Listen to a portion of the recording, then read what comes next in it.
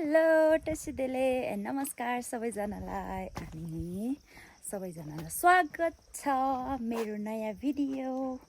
New day new vlog तर not every day म चाहिँ यस्तो बिजी थिएँ कि हैन मसँग टाइम पनि थिएन क्या भिडियोहरू बनाएर भिडियो एडिट गर्नलाई पनि मसँग टाइम छैन त्यही भएर चाहिँ छैन र थिएन अब चाहिँ हुन्छ अब मेरो घरको चाहिँ लगभग सबै कामहरू चाहिँ सकिसकेको छ अनि बिहानभरि पानी परेर यस्तो भएको थियो अहिले चाहिँ हाम्रो नजाराहरू चाहिँ यस्तो खालको छ जस घाम त्यस्तो साह्रो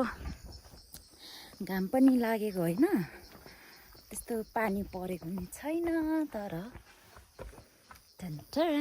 हाम्रो घर चाहिँ अहिले यस्तो खाले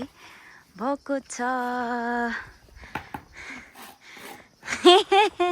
अब यहाँनिर चाहिँ सबै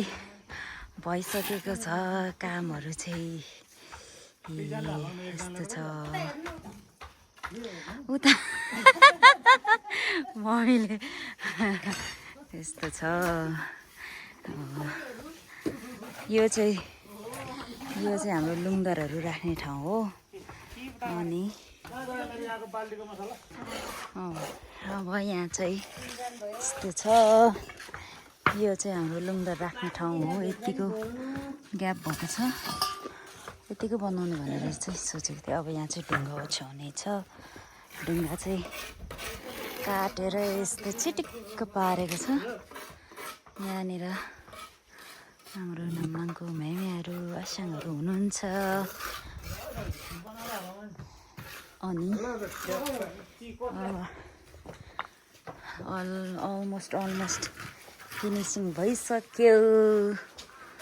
बाथरुम चाहिँ यस्तो छ यहाँ अझै प्लम्बरको काम चाहिँ बाँकी नै छ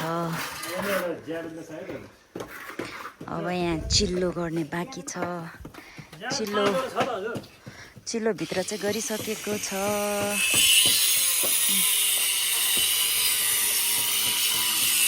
अब अलमोस्ट डन यो भित्र यो ढुङ्गाको चेपमा त सबै सिमेन्ट हाल्नुपर्छ अनि ढुङ्गा हल्लिँदैन मेरो आमाले पनि पुरा मेहनत गर्दैछ लास्टमा आएर चाहिँ भित्र चाहिँ सबै भइसक्यो अब किचन बाँकी छ अझै पनि काट्ने काम यसरी यस्तो पाराले चाहिँ सबै अब यो कुनामा चाहिँ सिमेन्ट भर्ने कार्यक्रम भइरहेको छ माथि चाहिँ चिल्लो भाइले चाहिँ चिल्लो पार्ने अनि कसैले चाहिँ त्यहाँ ढुङ्गासुङ्गा अनि म चाहिँ यता छु म चाहिँ अब काम गरेर अटोदिक्क प्याक्क भइसक्यो अब चाहिँ म चाहिँ रेस्ट आज चाहिँ म रेस्ट गर्ने हो रेस्ट यहाँनिर यस्तो छ तर के अरे अस्ति त अलिक ठुलो भन्द्राङ्ग परेको देखाएको थिएँ के अरे उयोहरू त तर अहिले त राम्रो देखाएको छ त्यो यो के अरे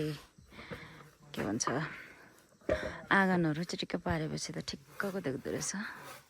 अझ यहाँको अब सफ्ट फिनिसिङ गरिसकेपछि चाहिँ दामी देख्नेवाला छ हामीले यो माटो चाहिँ सबै यहाँ के अरे यसरी बाटोमा खन्याएको छौँ होइन तर यो चाहिँ यहाँ बाटो बिगारेको चाहिँ होइन कि तर भोलि पर्सि यस्तो डेन्जर भल आउँछ कि यस्तो डेन्जर आउँछ कि योहरू सब डिसिपेयर भइदिन्छ होइन त्यही भएर अनि ढुङ्गाहरू चाहिँ पापाले सबै टिपेर यसरी साइडमा राख्नुभएको छ अनि फेरि अब अलिक पछि पनि यसरी नै पानी पर्दै आएपछि चाहिँ बाटोमा निस्केर यहाँ बाँकी भएको ढुङ्गाहरू चाहिँ यसरी नै टिपेर राख्नु भनेको छु मैले अनि पापाले चाहिँ यहाँदेखि तलसम्मै गइसकेपछि त्यो ढुङ्गाहरू चाहिँ सबै साइडमा राख्नुपर्ने हुन्छ यस्तो छ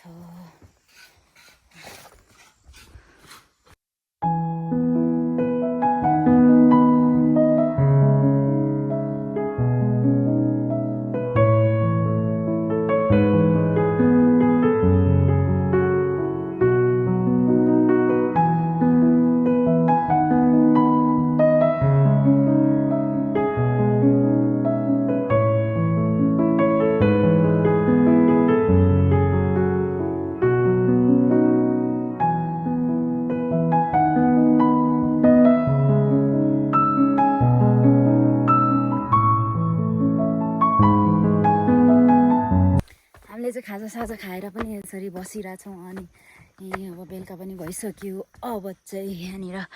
सब सामानहरू थन्को मन्को गर्दैछौँ यहाँ अझै पनि हाम्रो भाइ चाहिँ काम गर्दै हुनुहुन्छ अनि यहाँनिर हाम्रो हुनुहुन्छ एउटा मामा आज अन्तिम दिन सामान सबै थन्को मन्को यहाँ चाहिँ यहाँ पानी चाहिँ अब स्वाट जान्छ अब यहाँबाट चाहिँ मैले अलिअलि यहाँ स्वाट कुलो खनिदिन्छु पानी पऱ्यो भने चाहिँ यहाँबाट कुलो जाने बनाइदिन्छु त्यही छ गाइज यहाँनिर मोमबत्ती कसम मागिछु थिएन त्यो सिमेन्ट चाहिँ के गर्नुपर्छ होला त मामा सिमेन्ट होइन त्यही त्यसरी राख्दा हुन्छ हजुर होइन मुनिबाट केही हुन्न ल ठिक छ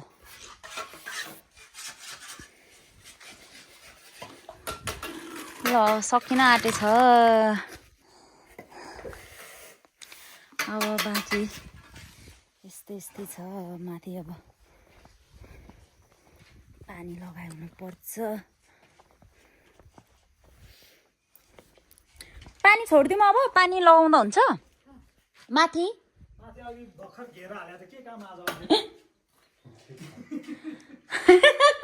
हो र ला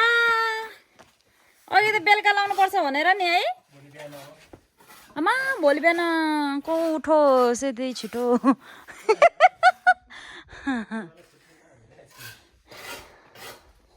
अब पापालाई काम भएछ ए ल यस्तो घेरा सेरा हालेर चाहिँ यहाँनिर दुईटा धारा अब यहाँबाट धारा त्यहाँ तल चाहिँ बोरा ओछ्याइदिनुपर्छ अनि भराङ पानी जाने यहाँ चाहिँ मेरो मिनी फुलबारी हो mini garden this will be my mini garden some of flower is here and then अझ पनि कति धेरै रोप्नु बाँकी नै छ यो डाँडा त मैले रोपेको छु अब यस्तो छ घर चाहिँ ठुलो देखेको छ अनि इभिनिङको नजारा चाहिँ यस्तो खाले छ guys Look at the view. It's gonna be rainy.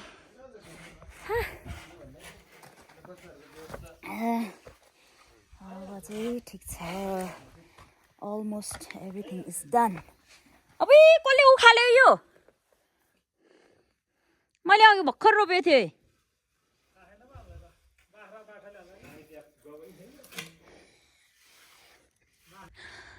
So guys हाम्रो इभिनिङको भ्यू चाहिँ यस्तो छ यहाँबाट यता चाहिँ पुरै पानी परेको छ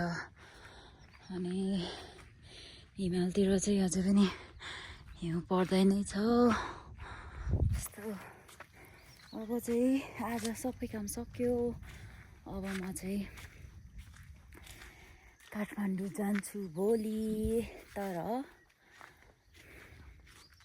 ब्याड थिङ चाहिँ के भयो भने गाडी चाहिँ आइदिएन सो गाडी आएको भए चाहिँ गाडी चाहिँ यहाँनिर बस्दियो होइन तर गाडी आएन त्यही भएर मलाई चाहिँ आज यस्तो रिस उठिरहेछ आफूलाई चाहिने बेलामा आउँदैन अब फेरि हिँडेर उहाँ गुफासम्म जानुपर्छ गुफासम्म मात्रै आयो होला सायद होइन त्यो हो कुरा चाहिँ अब